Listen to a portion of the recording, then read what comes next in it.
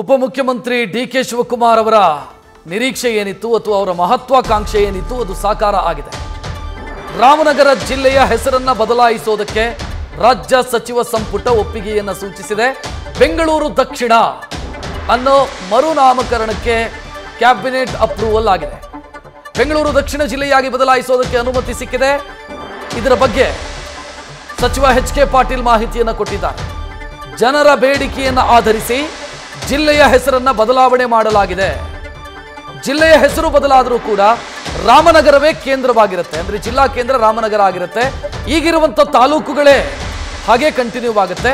ಹೆಸರು ಮಾತ್ರ ಬದಲಾವಣೆಯಾಗುತ್ತೆ. ರಾಮನಗರ ಅಂತ ಇದ್ದಿದ್ದು ಬೆಂಗಳೂರು ದಕ್ಷಿಣ ಜಿಲ್ಲೆ ಅಂತ ಮರುನಾಮಕರಣ ಆಗುತ್ತೆ ಅನ್ನೋದನ್ನು ಅವರು ತಿಳಿಸಿದ್ದಾರೆ.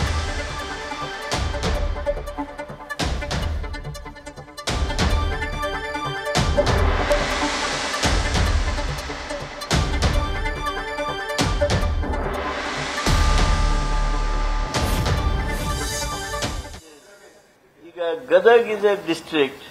Gadag is also a town. But it's part of the same district, sir. You have a Baswantpuri which is Bangalore South Taluk, and then Ramnagara also If we find very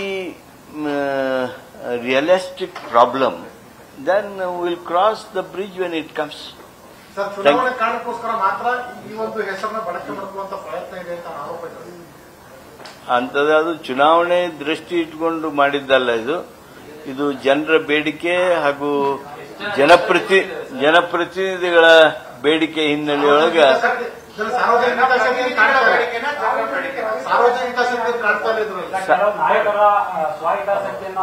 ಇದ್ರಾಗ ಏನ್ ಸ್ವಾಯ್ತಾ ಇದೆ? ಏನ್ ಸ್ವಾಯ್ತಾ ಇದೆ? ಇವತ್ತೇನು ಚರ್ಚೆ ಮಾಡಿಲ್ಲ ಏನಂದ್ರಿ? ಬದಲಾವಣೆ ಮಾಡ್ತಿರೋದು ಹಿತಾಸಕ್ತಿ ಯಾವುದು?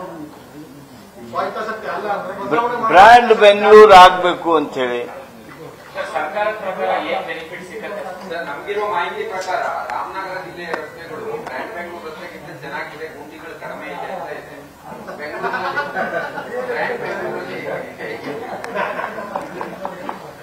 ಎರಡೂ ಕೂಡ ಅಪ್ಗ್ರೇಡ್ ಮಾಡಿದ್ರಾಯ್ತು.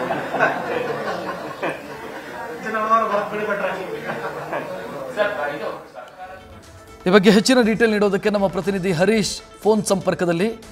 ಹರೀಶ್, ಅಲ್ಲಿಗೆ ಡಿ.ಕೆ. ಶಿವಕುಮಾರ್ ಅವರು ಏನ್ ಬಯಸಿದ್ರೋ ಅದಾಯ್ತು ಅಂತ ಅನ್ಸುತ್ತೆ.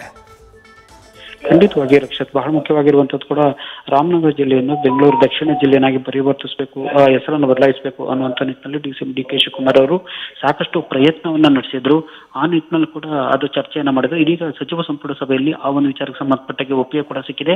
ರಾಮನಗರ ಜಿಲ್ಲೆಯನ್ನ ಹೆಸರನ್ನ ಬೆಂಗಳೂರು ದಕ್ಷಿಣ ಜಿಲ್ಲೆಯನ್ನಾಗಿ ಬದಲಾಯಿಸೋದಕ್ಕೆ ಈಗ ಸಂಪುಟ ಒಪ್ಪಿಗೆ ನೀಟ್ಟಿದೆ. ಇನ್ನೇನು ನೋಟಿಫಿಕೇಶನ್ ಕೂಡ ಆ ನಿಟ್ಟಿನಲ್ಲಿ ಹೊರಡಿಸ್ತಿದ್ದಾರೆ ಅನ್ನುವಂಥ ಮಾತುಗಳು ಕೂಡ ಕೇಳಿ ಬರ್ತಿದೆ. ಒಂದಿಲ್ಲಿ ಮುಖ್ಯವಾಗ್ತಿರುವಂತದ್ದು ಜನರ ಅಭಿಪ್ರಾಯವನ್ನ ಆಲಿಸಿ ಇದನ್ನು ಬದಲಾವಣೆ ಮಾಡಿದೀವಿ ಅನ್ನುವಂಥ ಮಾತನ್ನ ಈಗ ಎಚ್.ಕೆ. ಪಾಟೀಲ್ ಅವರು ಹೇಳಿರುವಂತದ್ದು. ರಕ್ಷತ್, ಧನ್ಯವಾದ ಹರೀಶ್ ಮಾಹಿತಿಗೆ. ಜಿಲ್ಲೆಯ ಹೆಸರು ಬದಲಾವಣೆ ಬಗ್ಗೆ ಕಾನೂನು ಸಚಿವ ಎಚ್.ಕೆ. ಪಾಟೀಲ್ ಅವರು ಮಾತನಾಡಿದ್ರು, ಕಾರಣ ಕೊಟ್ಟರು, ನೋಡೋಣ. ರಾಮನಗರ ಜಿಲ್ಲೆಯನ್ನ ಬ್ಯಾಂಗ್ಳೂರು ದಕ್ಷಿಣ ಜಿಲ್ಲೆಯನ್ನಾಗಿ ಹೆಸರನ್ನ ಬದಲಾಯಿಸೋದಕ್ಕೆ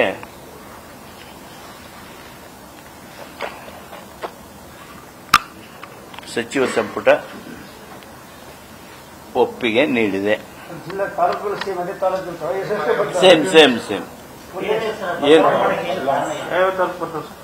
ಬ್ಯಾಂಗ್ಳೂರ್ ಬ್ರ್ಯಾಂಡ್ ಬೆಂಗಳೂರು, ಆಮೇಲೆ ಅಲ್ಲಿ ಜನರ ಬೇಡಿಕೆ. ರಾಮನಗರ ಹೆಸರು ಇರುತ್ತಾ ಇಲ್ವಾ sir?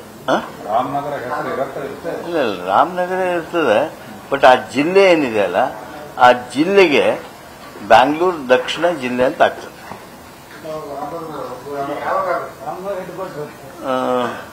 That process will start. Revenue Department will start that process.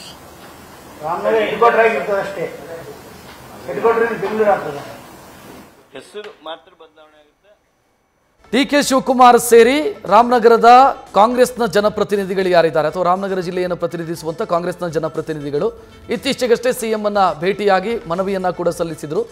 CM ಕೂಡ ಇದಕ್ಕೆ ಪೂರಕವಾಗಿ ಸ್ಪಂದಿಸಿದರು. ಇದರ ಬೆನ್ನಿಗೆ ಇನ್ನು ರಾಮನಗರ ಜಿಲ್ಲೆ ಇರೋದಿಲ್ಲ, ಬದಲಾಗಿ ಬೆಂಗಳೂರು ದಕ್ಷಿಣ ಅಂತ ಮರುನಾಮಕರಣ ಆಗುತ್ತೆ. ಆದರೆ ಡಿಸ್ಟ್ರಿಕ್ಟ್ ಹೆಡ್ ಕ್ವಾರ್ಟರ್ಸ್ ಅದು ರಾಮನಗರ ಆಗಿರುತ್ತೆ ಅನ್ನೋದು ಸರ್ಕಾರದ ಸ್ಪಷ್ಟನೆ. ನ್ಯೂಸ್ ಫಸ್ಟ್ ನಿರ್ಭೀತಿಯಿಂದ ನಿಮ್ಮ ಪರವಾಗಿ.